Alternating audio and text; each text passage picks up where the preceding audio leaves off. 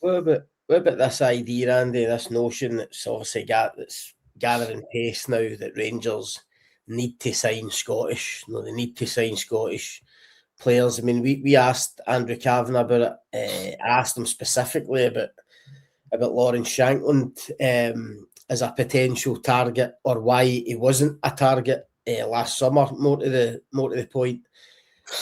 What do you think about this? I mean, again, I know I sound again like, no, we told you so, Andrew. But I mean, it's kind of, to me, it's kind of obvious. I've said for so long on here and on Hotline Live, Rangers needs a Scottish core. Every successful Rangers team has had that. Original Scottish people that they'd signed for the Scottish leagues. You go back through the years. Listen, we've listed them so often on here. You go back and talk about your Chris Boyd, Stephen Naismith, Stephen Whittaker, Kevin Thompson, Kurt Broadfoot, Nacho Novo. There's so many of these guys that have come in, and been the real kind of core of successful Rangers teams, and yet that seems to have been lost in the last few years. And Andrew Kavanagh, I was quite surprised actually. I mean, he was adamant the other day that no, Rangers now have an SPFL bias, he called it. No, if there's a choice between two similar players and one of them's got SPFL experience or one of them Scottish, then Rangers would always go for that. I mean, I must admit, I'm not sure if I believe that completely, because to me, there's been examples. I mean, look at January, for instance. Rangers went and signed Ryan Nadiri from the third division in Germany for £5 million. I mean, that's an incredible outlay, for albeit a young player, but coming for that level. I think you could argue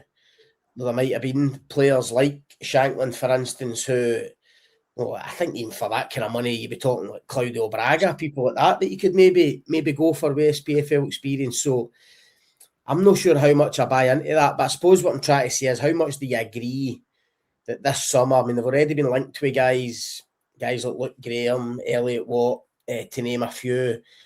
How crucial is it, do you think, that Rangers go and sign Scottish players, whether they're the leaders in the group or no, but they go and sign players with SPFL experience?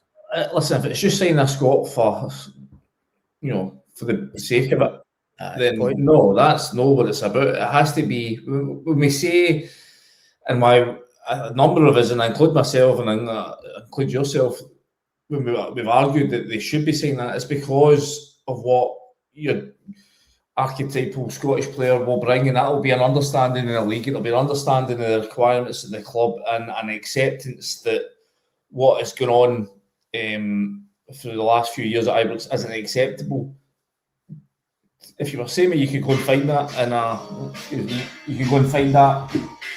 in a player elsewhere, then they definitely should be going for that. I think, as much as Andrew Kavanagh is saying he's got a pro SPFL bias, I'm pretty certain that he'll have a pro cheapest deal possible bias, and that'll be the number one driving forces in recruitment. And it always is. You're looking for the best deal. He was saying, if we've got two players and one of them happens to be Scottish or playing the SPFL, we'll go for that one. Well, no, if that player happens to be playing at Aberdeen, and you know that Aberdeen are going to charge Rangers a premium, because if they don't, their fans will go Tonto. So, that's why these things all need to get wrapped up. But yeah, I agree that, I think in an ideal world, a Rangers team would always contain, some Scottish players, ideally Glaswegians, ideally Rangers fans who will run through brick walls. But if you can find that, and, how many, you're not trying to tell me that Nacho Novo, coming from, signed from Dundee, but you're trying to tell me that his commitment levels and understanding of what was required at Rangers were any less than, a Chris Boyd or elsewhere.